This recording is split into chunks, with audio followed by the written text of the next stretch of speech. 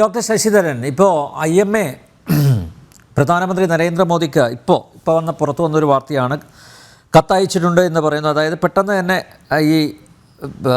ഈ സ്പീഡിയായിട്ട് ജസ്റ്റിസ് വേണം, അതുപോലെ സെക്യൂരിറ്റി ഓഫ് ഡോക്ടേഴ്സ്, ആ സുരക്ഷ ഉറപ്പുവരുത്തണമെന്നാവശ്യപ്പെട്ടുകൊണ്ട് പ്രധാനമന്ത്രി നരേന്ദ്രമോദിക്ക് കത്തയച്ചിരിക്കുന്നു IMA എന്തായാലും ദേശീയ വ്യാപകമായി പ്രതിഷേധിച്ചു. നോക്കൂ, ഒരു ആതുരാലയത്തിനകത്ത് വെച്ചാണ് ക്രൂരമായിട്ടുള്ള ഈ സംഭവം അരങ്ങേറിയിരിക്കുന്നത്.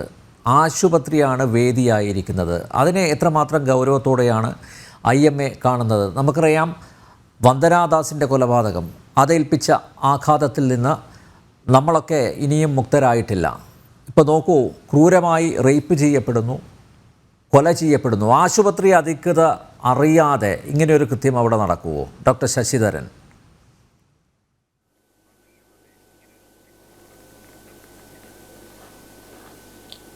എന്നെ കേൾക്കാമെന്ന് കേൾക്കാമല്ലോ. യെസ്, കേൾക്കാം. ശരിയാണ്. ഞങ്ങളിപ്പോൾ ഈ സംഭവം ഉണ്ടായത് ഓഗസ്റ്റ് 9-നാണ്. അത് ഈ പറഞ്ഞ പോലെ കൊൽക്കത്തയിലെ വളരെ പ്രസിദ്ധമായ ഒരു മെഡിക്കൽ കോളേജിലെ റെസ്പിറേറ്ററി മെഡിസിൻ PG വിദ്യാർത്ഥിനിയാണ് ഇത്രയും ദാരുണമായ ഒരു അക്രമത്തിനും അതുവഴി കൊലപാതകത്തിനും വിധേയമായിരിക്കുന്നത്.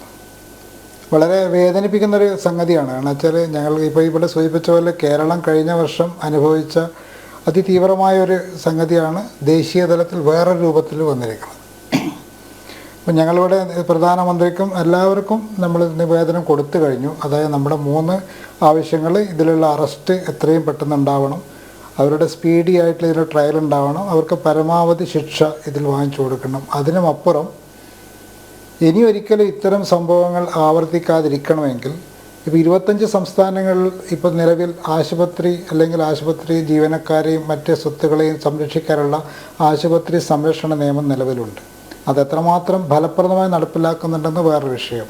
അപ്പോൾ അതിനൊക്കെ പരിഹാരമായി ദേശീയ തലത്തിൽ കേന്ദ്ര സർക്കാരിൻ്റെ നേതൃത്വത്തിൽ ഒരു ആശുപത്രി സംരക്ഷണ നിയമം നിലവിൽ വരികയും അത് കർശനമായി നടപ്പിലാക്കുകയും അതിന് യാതൊരു പഴുതുകളും ഇല്ലാതെ നടപ്പിലാക്കുകയും ചെയ്താൽ ഇത്തരം സംഭവങ്ങൾ ആവർത്തിക്കില്ല എന്നുള്ള ഉറപ്പുള്ളതുകൊണ്ടാണ് നമ്മൾ അത്രയും നിൽക്കുന്നത്. അതുകൂടാതെ സുരക്ഷിതമായ ക്യാമ്പസുകൾ, സുരക്ഷിതമായ ആശുപത്രികൾ, അത് ദേശീയ തലത്തിലൊരു നയമായി നാഷണൽ മെഡിക്കൽ കമ്മീഷൻ വഴി അതിന് വേണ്ട രൂപരേഖകൾ, അതിനുള്ള ചട്ടങ്ങൾ വരുത്തണമെന്നാണ് നമ്മൾ ആവശ്യപ്പെട്ട 3ാമത്തെ കാര്യം.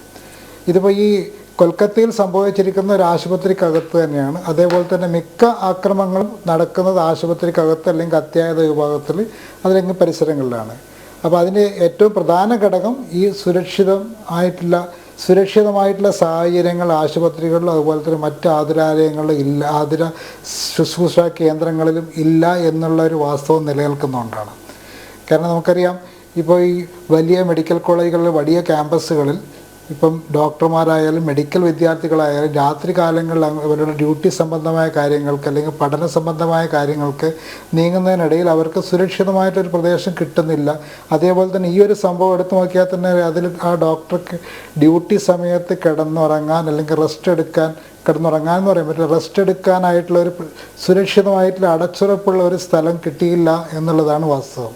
അപ്പോൾ ഇതൊക്കെ വളരെ ഗൗരവമായി കണ്ട് എല്ലാ ആശുപത്രികളും അല്ലെങ്കിൽ ആതുര ശുശ്രൂഷ കേന്ദ്രങ്ങളും ഒരു സ്പെഷ്യൽ പ്രൊട്ടക്റ്റഡ് സോൺ, പ്രത്യേക സുരക്ഷാ പ്രദേശമായിട്ട് പ്രഖ്യാപിക്കണം എന്നാണ് നമ്മുടെ ആദ്യത്തെ ആവശ്യം. എങ്കിൽ മാത്രമേ ഇത്തരം സന്ദർഭങ്ങൾ നമ്മൾ പറയാം. ഏറ്റവും ഈ നമ്മുടെ ആതുര ശുശ്രൂഷ രംഗത്തിൻ്റെ അല്ലെങ്കിൽ വൈദ്യശാസ്ത്ര രംഗത്തിന് ഏറ്റവും വലിയ പ്രത്യേകത എന്താണെന്ന് വെച്ചാൽ 24 മണിക്കൂറും ആഴ്ചയിൽ 7 ദിവസവും വർഷത്തിൽ 365 ദിവസവും നമ്മുടെ എല്ലാ കാലം നിലനിൽക്കുന്ന കാലത്തോളം, നമുക്കെല്ലാം ആയുസ്സുള്ള കാലത്തോളം നിലനിൽക്കുന്നൊരു സംവിധാനമാണ് ആതുര സേവന വ്യവസ്ഥ എന്നുള്ള നമ്മുടെ ഈ ട്രീറ്റ്മെൻറ്റ്, അതുപോലെ നമ്മുടെ ഡോക്ടർമാരുടെയും മറ്റ് ജീവനക്കാരുടെയും സേവനം. അത് ഇതേപോലെ തുടർന്നു കൊണ്ട് പോകണമെങ്കിൽ നമുക്ക് സുരക്ഷിതമായിട്ടുള്ള ജോലി ചെയ്യാനുള്ള സാഹചര്യം ഉണ്ടാവണം, അല്ലെങ്കിൽ സുരക്ഷിതമായി പഠിക്കാനുള്ള ക്യാമ്പസുകൾ ഉണ്ടാവണം, സുരക്ഷിതമായി പ്രവർത്തിക്കാനുള്ള സാഹചര്യം ആശുപത്രിക്കകത്തും പുറത്തും വേണം. മറ്റ് കാര്യങ്ങൾ ഇതുമായിട്ട് ബന്ധപ്പെട്ട കാര്യങ്ങൾ അതും ശ്രദ്ധിക്കേണ്ട കാര്യങ്ങൾ തന്നെയാണ്. കാരണം ഒരു ആശുപത്രിക്കകത്ത് അല്ലെങ്കിൽ ഇത്തരം പ്രശ്നങ്ങൾ എങ്ങനെ ഉടലെടുക്കുന്നു എന്നുള്ളത് സർക്കാരിൻ്റെ നിയന്ത്രണത്തിൽ വേണ്ട, അത് ഏത് സർക്കാരിൻ്റെയും ബാധ്യതയാണ്. അത് സർക്കാരുകൾ ശ്രദ്ധിച്ചേ മതിയാവുള്ളൂ. അതിൻ്റെ കൂടെ എനിക്ക് മറ്റൊരു കാര്യം ഇതിൽ പറയാനുള്ളത്, ഇപ്പോൾ നമ്മൾ പല കേരള സംസ്ഥാനത്തിൽ ഇപ്പം നിലവിൽ 2012 വന്ന ഒരു ആക്ടും 2023 അത് പരിഷ്കരിച്ചുകൊണ്ടുള്ള ഒരു ഓർഡിനൻസ് വന്നിട്ടുണ്ട്. ആശുപത്രി സംരക്ഷണ നിയമം, ആശുപത്രിയിലെ ഡോക്ടർമാർ, മറ്റ് ജീവനക്കാർ, അതുപോലെ തന്നെ ആശുപത്രിക്കുണ്ടാകുന്ന നഷ്ടങ്ങളും അല്ലെങ്കിൽ അപമാനങ്ങളടക്കം എല്ലാം പരിഹരിക്കാനുള്ള നിയമ സംവിധാനമാണ് ഈ ആശുപത്രി സംരക്ഷണ നിയമം.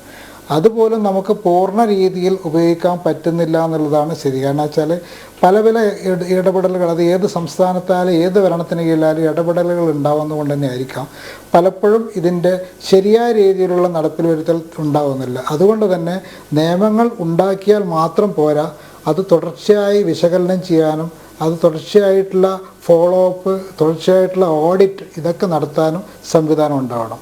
കാരണം സുരക്ഷാ സംവിധാനങ്ങൾ ഇപ്പം നമ്മുടെ കേരളത്തിലെ നിയമത്തിൽ തന്നെ പറഞ്ഞിട്ടുണ്ട്, എല്ലാ ആശുപത്രികളിലും ആതുര ശുശ്രൂഷാ കേന്ദ്രങ്ങളിലും CCTV, അതുപോലെ തന്നെ പോലീസ് എയ്ഡ് പോസ്റ്റ് ഇതൊക്കെ സ്ഥാപിക്കണം എന്ന് പറഞ്ഞിട്ടുണ്ട്. പക്ഷേ അതൊന്നും ഇത്രയും കാലമായിട്ട് നടപ്പിൽ വരാത്ത എന്തുകൊണ്ടെന്ന് വെച്ചാൽ ഇത്തരം കാര്യങ്ങൾക്കൊരു സുരക്ഷാ ഓഡിറ്റോ അല്ലെങ്കിൽ ഒരു തുടർച്ചയായിട്ടുള്ള വിശകലനമോ നടക്കുന്നില്ല. അതിവിടെ മാത്രമല്ല, എവിടെയും നടക്കുന്നില്ല എന്നുള്ളത് കൊണ്ടായിരിക്കാം ഇതൊക്കെ ഈ നിലയിൽ പോകുന്നത്. അതൊന്നും പോരാ, ഇനിയെങ്കിലും നമുക്കൊരു സഹോദരി അല്ലെങ്കിൽ സഹോദരന് നഷ്ടപ്പെടുന്നൊരു സ്ഥിതി വരാതിരിക്കാൻ, അല്ലെങ്കിൽ ഈ നേരത്തെ മുൻപ് ഡോക്ടർ പറഞ്ഞ പോലെ ഇനിയൊരു ഡോക്ടറുടെ മേൽനിന്ന് ചോര പരിഹരിക്കാൻ അല്ലെങ്കിൽ ഒരു ഡോക്ടറെ ആക്രമിക്കപ്പെടാതിരിക്കണമെങ്കിൽ ശക്തമായ ഒരു ദേശീയ ആശുപത്രി സംരക്ഷണ നിയമം നടപ്പിൽ വരേണ്ടത് അത്യാവശ്യമാണ്. അത് ഈ ഒരു കാര്യം കൊണ്ട് തീരില്ല. ഇനി അങ്ങോട്ട് ഞങ്ങൾ അതിനു വേണ്ടി ശ്രമിക്കും. അതിനുവേണ്ടി എല്ലാ പിന്തുണയും എല്ലാ ഭാഗത്തുനിന്നും ഉണ്ടാവണമെന്നാണ് നമ്മുടെ ഒരു അഭ്യർത്ഥന.